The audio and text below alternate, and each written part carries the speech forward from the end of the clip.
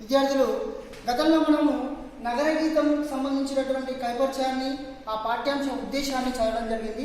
మరిగా ప్రవేశికలకు వచ్చేసినట్లయితే మన దృష్టిని బట్టి సృష్టి గోచరిస్తుంది. అంటే మనం మన కంటికి మనం ఏ విధంగా చూస్తామో మనం చూసే విధానాన్ని బట్టి మనకు అవతల వ్యక్తుల యొక్క వ్యక్తిత్వం కావచ్చు, లేదా అవతల వ్యక్తులకు సంబంధించినటువంటి మనస్తత్వం కావచ్చు, మనకు అంటే అవగతం అయ్యేటువంటి అవకాశం ఉండడం జరుగుతుంది. ఈ క్రమంలో భాగంగా ఇక్కడ నగరంలో ఉండేటువంటి నగరంలో ఉండేటువంటి మూలాలను ఒక కవి హృదయం అనేటువంటిది ఏ విధంగా దర్శించిందో ఇక్కడ మనకు ఈ యొక్క పాఠ్యాంశంలో చెప్పుకోవడం జరిగింది. అంటే ఒకవైపు జనరల్గా మనము నగరం అంటే అనుకూల అంశాలను మాత్రమే మనం తీసుకోవడం జరిగింది. అంటే నగరం అంటే మేడలు మిద్దెలు ఉంటాయి, విలాసవంతమైనటువంటి జీవితం మాత్రమే ఉండడం జరుగుతుంది అనేటువంటి ఒక ఆలోచనలో ప్రతి ఒక్కరూ కూడా ఉండడం జరుగుతుంది, వలస జీవులందరూ కూడా. కానీ ఇంకొక భాగం ఉంటుంది, ఇంకొక పార్శ్వం ఏంటిదంటే ఇక్కడ నగరంలో ఉండేటువంటి కష్టాలు, ఇబ్బందులు, అనేక ప్రతికూల అంశాలన్నింటినీ కూడా ఇక్కడ మనకి యొక్క పాఠ్యాంశంలో అలిశెట్టి ప్రభాకర్ గారు చర్చించడం జరిగింది. దానికి సంబంధించినటువంటి సమాచారం ఇక్కడ మనకు ఒక చిన్న కవిత రూపంలో ఇవ్వడం జరిగింది. ఒకసారి చూద్దాం. ఇక్కడికి వచ్చేసినట్లయితే ఇక్కడ నగార మోగింద నయాగార దుంకింద 4 రోడ్ల కూడలిలో ఏమది అదే నగరారణ్య హోరు నరుడి జీవన ఘోష.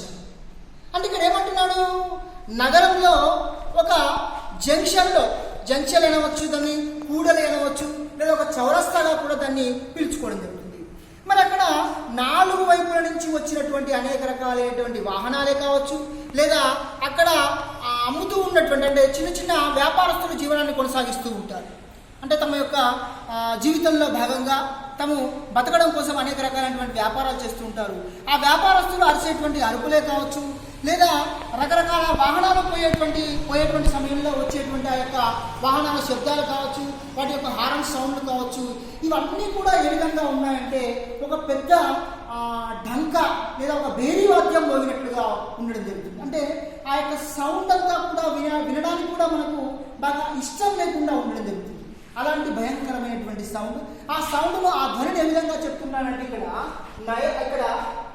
ఒక పెద్ద నగార భేరీ వాద్యం పోయినట్టుగా చెప్తున్నాను. మరి ఆ శబ్దం ఎలా ఉందంట, నయాగార జలపాతం అనేటువంటిది పైనుంచి దూకితే ఏ విధమైనటువంటి శబ్దం వస్తుందో అలాంటి శబ్దం నయాగార జలపాతం అనేటువంటిది ఉత్తర అమెరికాలో ఉండడం జరిగింది. సో అది చాలా పొడవైనటువంటి జలపాతము.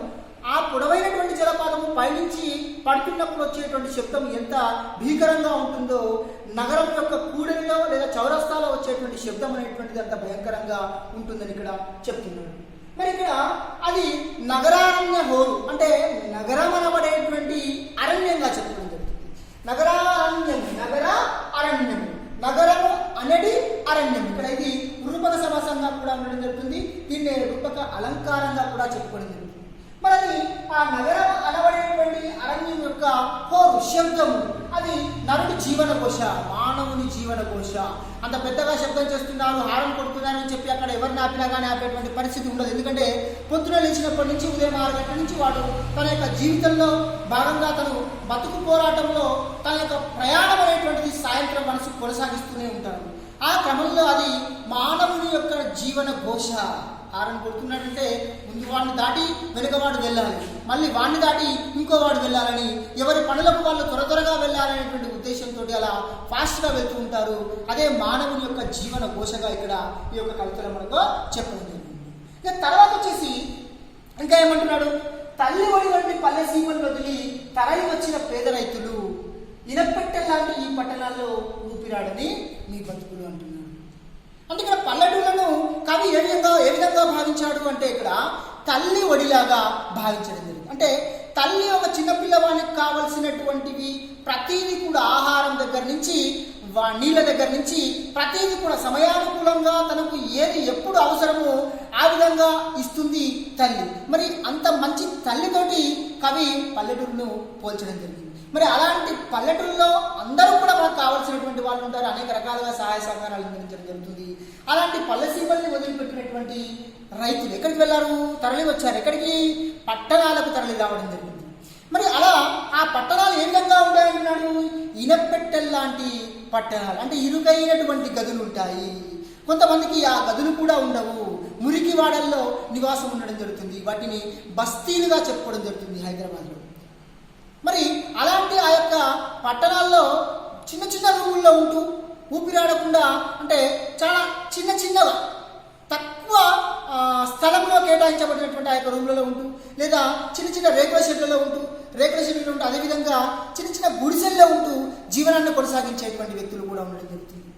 మరి అక్కడ వాళ్ళ పరిస్థితి ఏ విధంగా ఉంటుంది? సరైన విధంగా కరెంట్ ఉండదు, దోమలు ఉంటాయి, మురికి ఉంటుంది, విపరీతమైనటువంటి దుర్వాసన కూడా రావడం జరుగుతుంది. ఆ దుర్వాసనకు వాళ్ళకు ఊపిరాడనటువంటి పరిస్థితి ఉండడం జరుగుతుంది.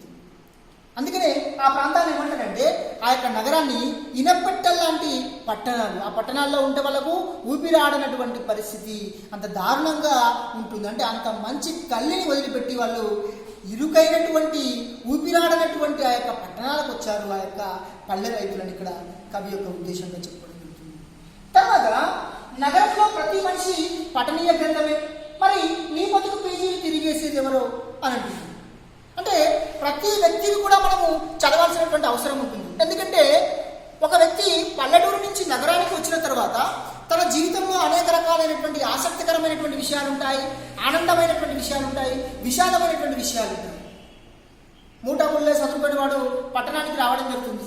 మరి రాగానే వాడికి ఉద్యోగం ఇచ్చేటువంటి వాళ్ళు ఎవరు కూడా ఉండరు. దానికోసం తిరగాలి, కాళ్ళు అరిగేలా, చెప్పులు అరిగేలా తిరగాలి. తిరిగిన తర్వాత తిరిగి ఏదో ఒక ఉద్యోగాన్ని సంపాదించుకొని తన యొక్క జీవితాన్ని ఒక స్థాయికి ఎదగడానికి అనేక రకాలైనటువంటి కష్టాలు, ఇబ్బందులు పడాల్సినటువంటి పరిస్థితి ఉంటుంది. మరి ఈ క్రమంలో అతన్ని ఎవరైనా పట్టించుకుంటారంటే ఎవరు కూడా పట్టించుకునేటువంటి పరిస్థితి. మరి అలాంటి పరిస్థితుల్లోకి మరి నువ్వు వచ్చావు, మరి నీ గురించి పట్టించుకునేటువంటి వ్యక్తులు ఎవరున్నారు ఇక్కడ? అందుకని ఇక్కడ ఆ వ్యక్తిని మనం చదవాలి, ఏ విధంగా ఎదిగాడు, ఏ విధంగా ఉన్నాడు. అందుకని నిన్ను కూడా ఎవరు పట్టించుకుంటారు మరి చూద్దామని ఇక్కడ ఆ యొక్క కవి.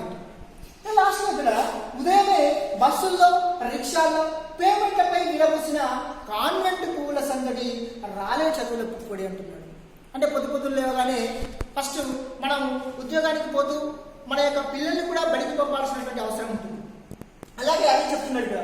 కొంతమంది బస్సుల్లో వెళ్తారు, కొంతమంది రిక్షాల్లో వెళ్తారు పాఠశాల. ఆ పాఠశాలకు వెళ్ళేటువంటి వాళ్ళు ఏ విధంగా పేమెంట్ ఫుట్పాత్లో వెళ్తూ విరబూసినటువంటి కాన్వెంట్ పువ్వుల సందడి. అంటే ఆ యొక్క పిల్లల యొక్క నవ్వులను కావచ్చు, లేదా పిల్లల్ని కావచ్చు, ఏ విధంగా చెప్తున్నాడు, ఒక నవ్వుతూ ఉండేటువంటి ఆ యొక్క విరబూసినటువంటి ఆ యొక్క పువ్వులుగా చెప్తున్నాడు.